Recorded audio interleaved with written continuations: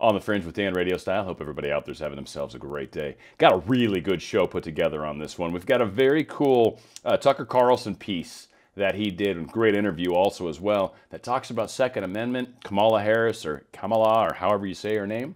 Got some great stuff around that. Also, a lot of fantastic information around mail-in voting. This is going in a lot of weird directions, and my little brother actually pulled a nice little Anon move and got me a link to something that tied into what I was talking about yesterday. Major good news on that coming up as well. And then a couple really cool stories that I think are just good to kind of get it going and get us in the mood, if you will.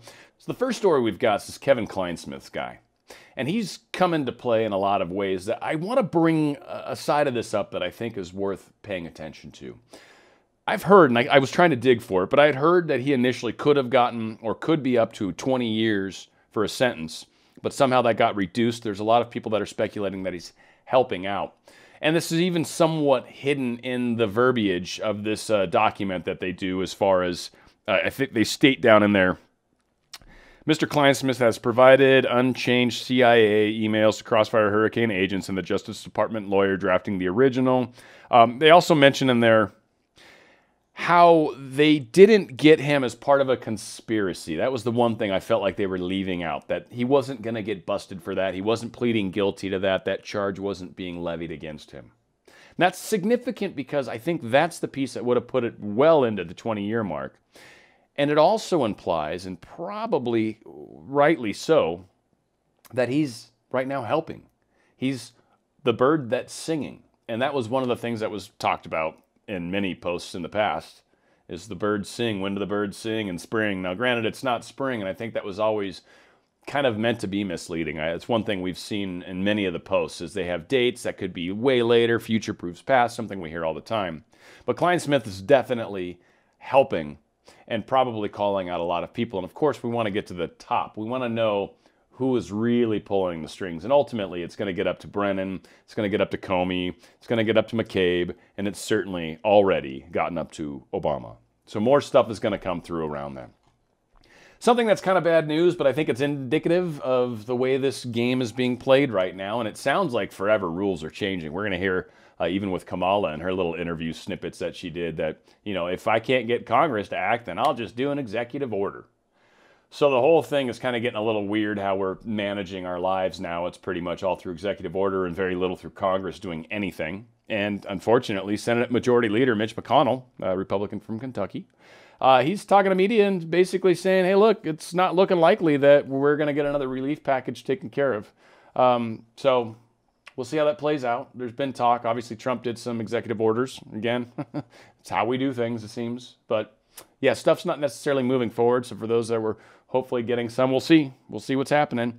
But yeah, not playing out well. Now, the Second Amendment is something that is given to us, not by the Constitution.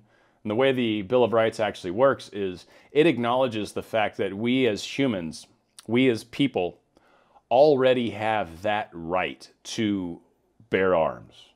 And the Constitution basically says the government does not have the right to remove that.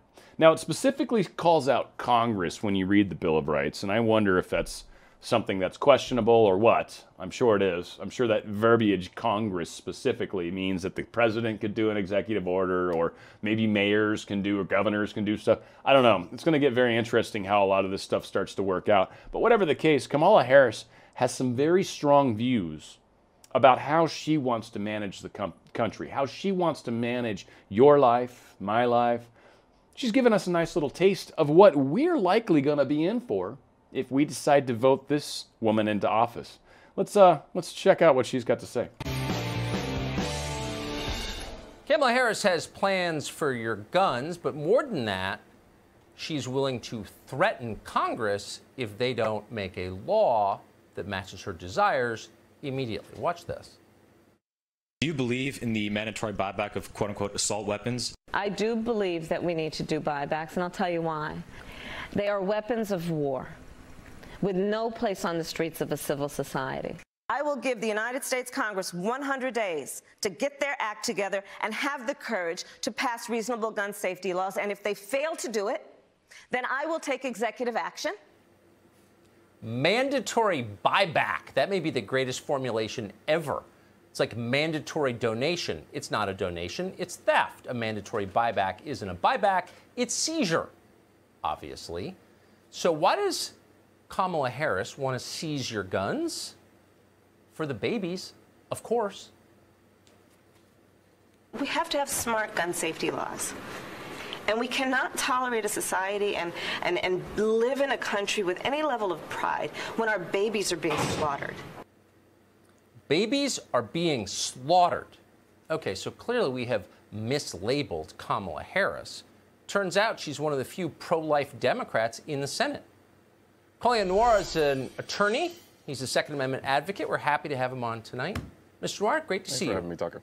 So Absolutely. it's for the babies. So Kamala Harris cares about the babies. You obviously don't, since you're for the Second Amendment. Defend yourself. Well, let's get one thing clear that I think a lot of people aren't really talking about. We're talking about a potential Kamala presidency, not so much a Joe Biden presidency, because his mental acuity is by far in question. That being said, what a lot of people don't understand is she's talking about a gun confiscation. There are a lot of people out there who are new gun owners who are saying, oh, no, well, you know, they're going to let you keep your guns. They just want these. No, it's a gun confiscation. And in the clip that you played, she talked about a mandatory buyback. But she did an interview in 2019 where she said she supported a forced gun buyback, which is essentially a gun confiscation. Yeah. So they can use whatever pretty fancy words or euphemisms that she wants to use, but what she's talking about is literally taking people's guns. And I think people really need to grasp that and stop falling for all the fancy words that she's putting out there. So this just occurred to me. So she's calling for gun confiscation, a mandatory buyback. That will be enforced with guns, right? Pretty much, she wants to use guns to threaten people till they give up their guns. There seems to be an irony embedded at the center of this. Well, she's not inherently anti-gun. Right. She's anti-gun for you and I. Exactly.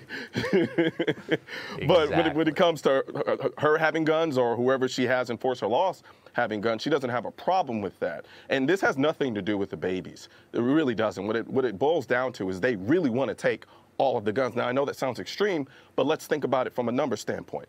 Less than 1% of gun deaths in this country are committed with AR-15s, which she wants to ban. So let's say she does get that ban. Then what is she going to say next whenever we have another shooting that happens to happen? What is she going to say next? She's going to have to go to handguns next because, as I stated, less than 1% of gun deaths in this country happen by way of AR-15s. But wait, I don't think that's the right number. What percentage of households in counties that are not going to vote for Joe Biden have AR-15s? Like a ton. So isn't that really the point? She's disarming people who don't vote for her. Pretty much. Now, the thing about it is what's interesting is recently there have been a wave of people who were otherwise anti-gun and probably are going to vote for her who actually went out and bought AR-15s recently. I noticed. Who don't even realize her true stance on this issue. That is such a good point. Do you have, really quick, do you have the numbers? I can't remember them, but the number in the increase in gun purchases has been without precedent. Like this never happened before, right? I'll put it like this. I've been a 2A advocate for almost 10, 12 years now. I've never seen it this high. Yeah, yeah. Well, people understand. People who don't want to buy guns are buying guns anyway because they have no choice. That tells you. I just hope that they understand that continuing to vote for people like Kamala Harris or Joe Biden is effectively them taking those guns away from them. That's right. You can't have no police and no self-defense. That doesn't work. Kamala, by the way, we've been instructed to say Kamala, just so you know. Great to see you. Colin Noir, thanks for coming on. They call out some amazing things on that, and that's really what's going on right now. And his point that he makes, not whether he just thought of it or not, where Kamala is going after the gun owners in the locations that basically aren't voting for her, essentially cracking down and attacking the people that don't support her. That is everything about what the Second Amendment spoke about. Whether Congress is enacting it, whether it's an executive order from the government, whether it's the governor of a state, that is exactly what the idea is. A lot of people get lost in the word militia and think that that's somehow a government militia. No, that's specifically said in the Bill of Rights because the people that wrote the Bill of Rights didn't trust the powers that be.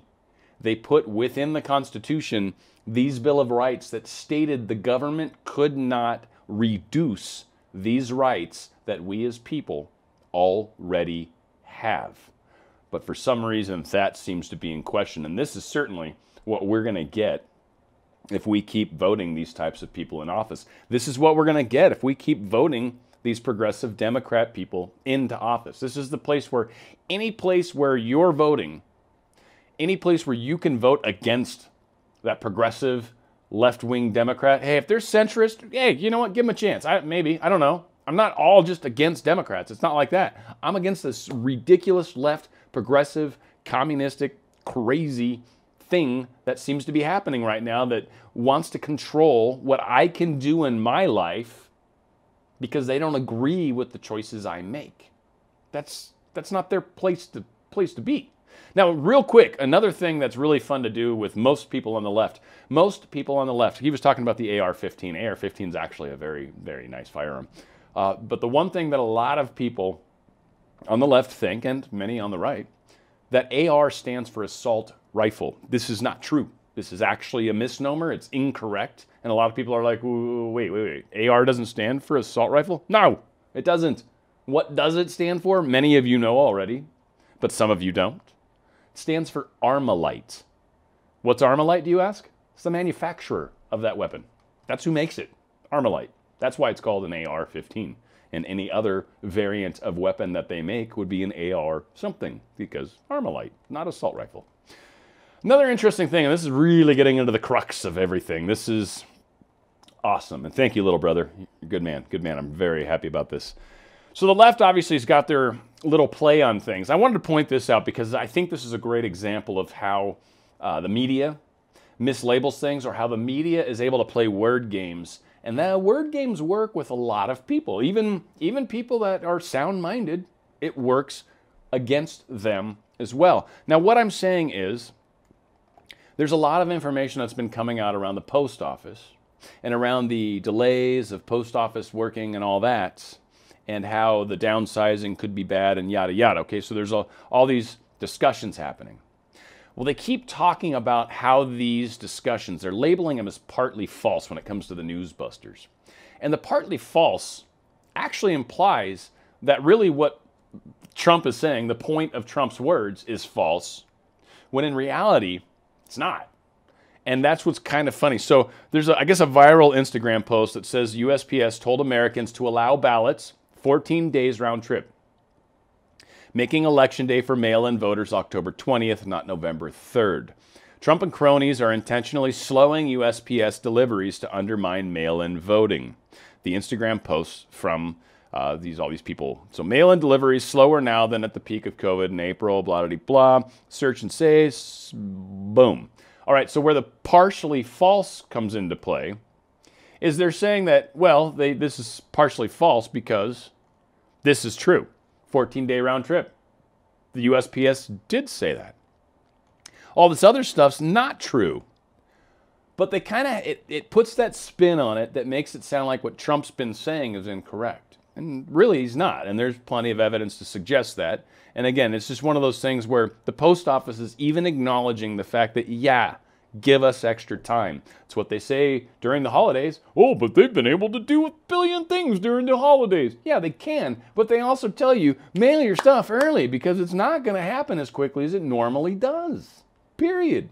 So, you know, all these people that are like, well, the post office is able to handle all this stuff. They are, and don't start citing how many pieces of mail they move in a year and somehow say that it's no big deal, that elections are going to add millions to that. No, that's millions in a small period of time.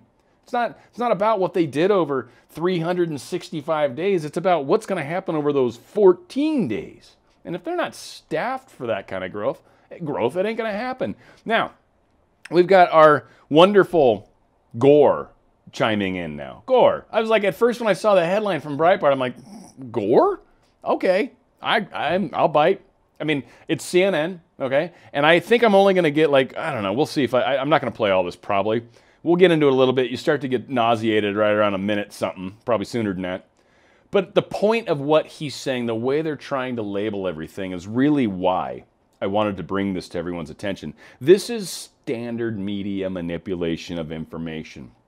This is how they work. This concept, and it's like the way he's got to build this up. I'm just trying to help you guys understand how to listen to the news. Putting his knee on the neck of American democracy. That is about the most heated term you can say. Putting his knee on is meant to infuriate people. Now, granted, this is CNN, so know your audience. Rule number one in any sort of media, entertainment, any of that crap. But the way they use the words, the way that this is sold, the way he goes to great lengths to be able to pull this up, and just how Anderson Pooper is such a tard, man. Anyway. So anyway, we'll give these guys a chance to show themselves to you. I want to say that the way he has mismanaged our country is really historic. And I think that Joe Biden and Kamala Harris are conveying an image of competence and stability and bring back the American spirit. I think it's really wonderful.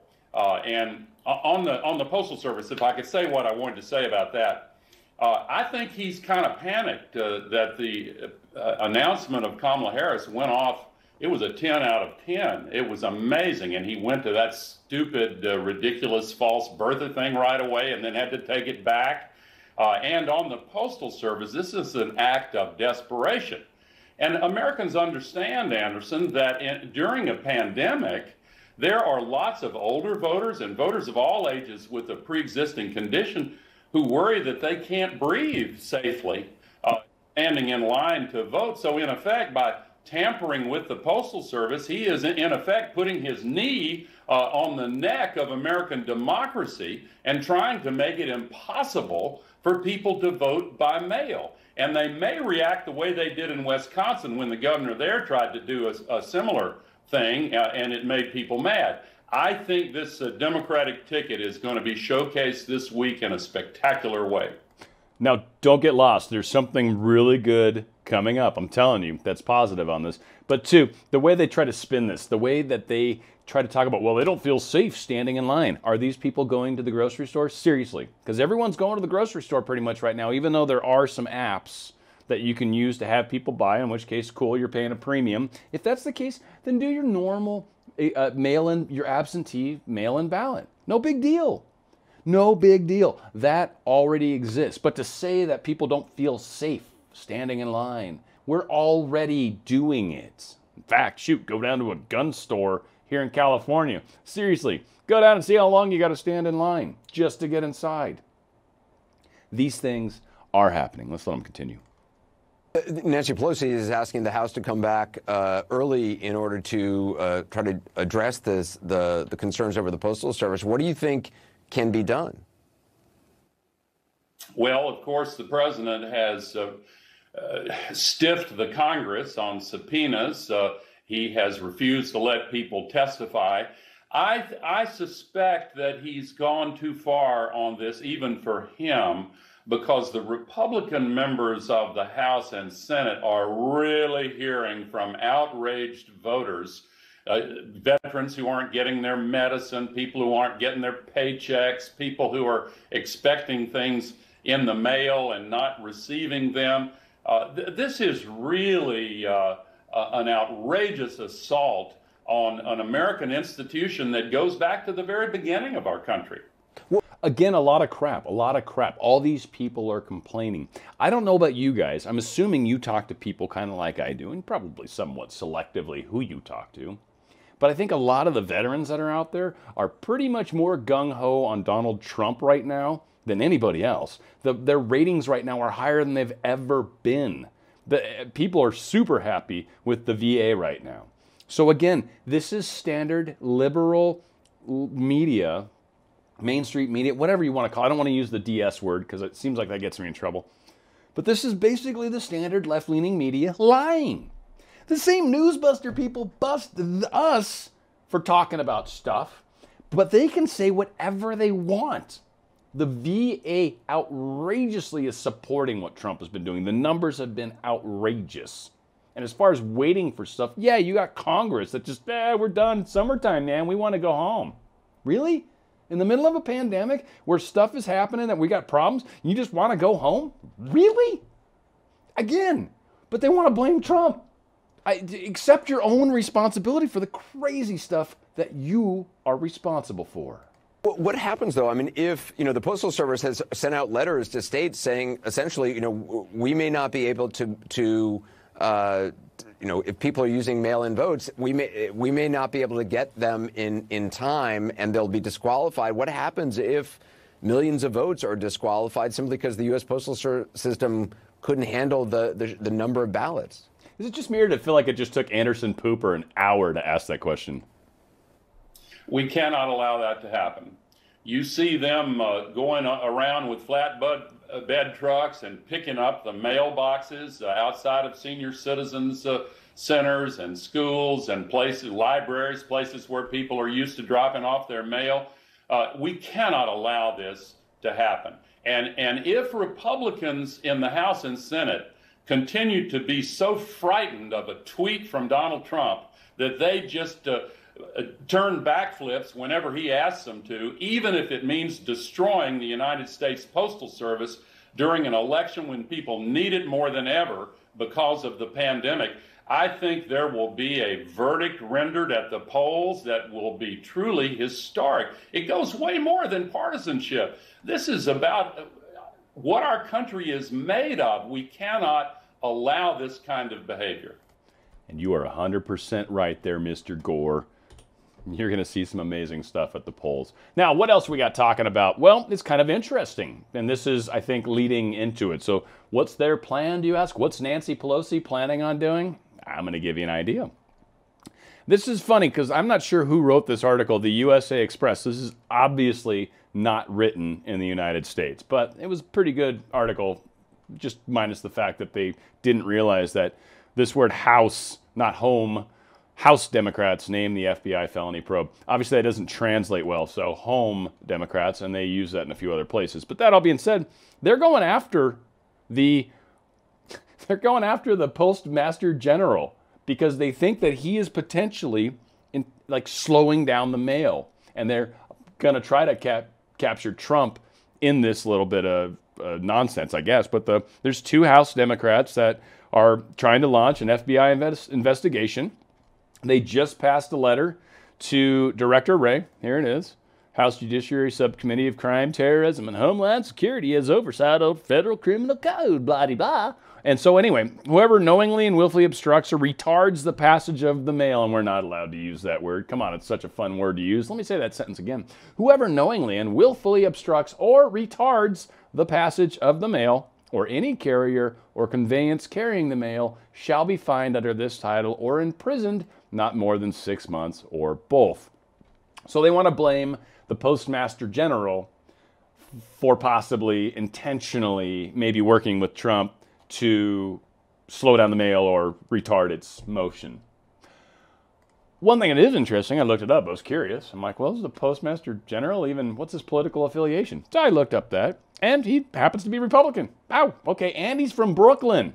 All right, so maybe he does know Trump. Maybe he's kind of working with Trump. He might be. But whatever the case is, Democrats are coming after the post office hard. Going after the Postmaster General. They don't like the fact that the post office right now is actually refurbishing some of their boxes. They're doing some work. My guess is, and knowing Trump being the business guy that he is, and knowing that, and his quotes lately, this is kind of how they're going to spin it, I'm sure of it. But Trump keeps talking about how the post office has been losing money for like 50 years. So that's what he wants. He's like, no, of course, I want them to speed it up. I want them to get better. I want them to stop sucking, is basically what Trump has said. So they're going to find that what they're probably doing is trying to make the Post Service, USPS, more lean and more mean and better at what they do. We finally have a business person that's actually in charge and is looking at things and saying, dude, this sucks. You guys suck. We got to get better at this.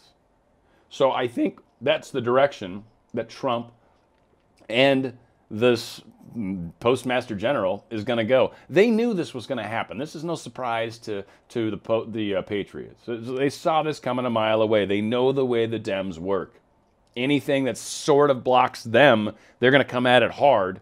But all you got to have your ducks in a row, and you're good to go. And that, I think, is what happened. Now, where my little brother just did a big one for me, this is awesome. I was just talking about this on yesterday's show, and I didn't realize how far back this went. So as of February 7th, 2020, the USPS filed for a patent for a secure voting system that uses blockchain access layer. Let me basically state that in a less complicated way. Online voting. Not through the mail, online voting. Doesn't this just smell like something Trump would do or be behind or be smart enough to know that's coming? And I was saying it was coming. I didn't know this was out there. Thank you, Brian. You're an awesome man. But this is fantastic. This is fantastic. The technology's already there. Blockchain's the way to go. We've already got the patent in place as of a while ago, and we've had all sorts of time to work on this. Let me tell you another little secret for those of you who don't know this. I work IT. These guys work IT. We work from home generally. IT is one of those fun jobs that you frequently can work from home unless you've got a server room that you've got to babysit. But for the most part, you don't have to worry about those things. You can work remotely. They've been able to work on this remotely. The fact that we've been through COVID nightmares doesn't stop any of this. Again, there's a lot of talk right now. There's a lot of push. How can we make the mail better? It's not going to matter. And that's what a lot of us have been saying. There's no way you can count 300 million or 200 million or however 150 million. I don't know how many registered voters there are. What, 63 and 60? So at least 123 million voters. How do you manually count 123 million votes in a short window? You can't. And the problem is the Dems have been called out on what they've been trying to do, which is to stall the election to allow Nancy Pelosi to be able to take over through continuing powers while they try to figure out who the president is. And I would bet the farm that we would never, ever, ever see the president be Donald Trump or anyone that's patriotic ever again.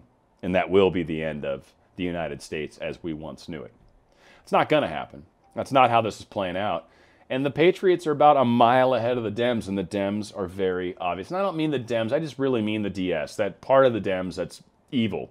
We got a couple of these guys on the Republican side. So those of you that are Republicans, don't get too excited and think, yeah, all our people are good. No, trust me, you still got some dirty, dirty, dirty people on the right. And I'm not just talking about Mitt Romney, though he's definitely probably top of the list. But there's a couple others that I think are being given an opportunity to mend their ways, and I think so far seem to be doing them. Graham's kind of the one that pops into my head right now. Graham's definitely deep state, but I think he's hopefully coming around. And they've said before, I believe it was in the posts before, that if they literally went after everybody that did anything wrong, that been to Epstein Island or any of that kind of stuff, like 70% of our Congress would be gone. So yeah, we're going to have to keep a few of the nasty ones, but only the ones that kind of are willing to convert. The ones that are going to stay evil, no, and they're getting pushed out, and that's what we're going through right now. So have faith that things are going to get better. Remember to have these discussions with people that are out there. Point out the fact that we've got violence. I've got, like I said, a couple good friends on the left. I have these talks with them on a regular basis, and they can't argue it. The violence and the protests. Show them some images. Oh, they're peaceful protests. All right, well, why is this building on fire and why are there a bunch of people outside ranting and raving about it? Okay, well, maybe they're not peaceful, right? Like, have those discussions with them. Talk about property damage. What if someone walked into your neighborhood, person on the left, and decided that you looked like you had too much white privilege and wanted to get even with you? How do you feel about that all of a sudden? Well, they wouldn't do that. I'm on the left. I support them. Yeah, it doesn't matter. And we've seen plenty of cases of that. What about defunding the police? That's insane. So what happens when you defund the police? You get rid of all these people that are legally defending everybody, and then you try to take away the weapons that the people that aren't police can legally purchase to defend themselves. Now the people that have the weapons are the criminals, because criminals don't buy things legally. I don't know if you guys know that, but criminals acquire things illegally. They don't go to their best friend and say, hey, can you give me your registered weapon so I can commit crimes with it? Because anybody that's registered a weapon doesn't let other people use it or take it. That's a pretty surefire way to end up with a felony on your record. You don't do that. So these things aren't happening because there's so many legal guns. These things happen because of illegal guns. And making legal guns impossible for legal, law-abiding people to get does not stop the use of illegal guns. But having a large population of people that could potentially be armed really has a huge impact on the number of crimes that occur with people that have acquired illegal firearms. You see, having more people that are legally armed, legally taking care of things, legally behaving, having more people like that actually is a deterrent to not just crime, but also to these thuggery behaviors that we've seen happen as well. Kamala Harris is trying her best to undo that. She's not going to get the opportunity to do so. And frankly, we're still wondering who's going to actually be the person running for president. It's not going to be her. There's no way Biden's going to be there by the time election comes. So who's that going to be? When's Hillary finally going to come out of the closet and be like, peekaboo, I'm here? I mean, it's coming. It's coming, folks. So anyway, we got a lot going on. A lot's continuing to happen. The media is putting their spotlight on things the way they do. Understand that we're still moving forward, that we are still succeeding. Continue to make those steps. Continue to help our fallen friends up when they finally start to wake up. Continue to be mindful of those that are in need. And continue to keep the foundation of what this country stands for, what your forefathers and my forefathers fought for a chance to have this wonderful nation where freedom can exist, this great experiment called America. Let's continue that. Let's make sure we continue that. And let's make sure that we're willing to sign our name on that dotted line. Because where we go one, we go all. It's on the Fringe with Dan Radio Style.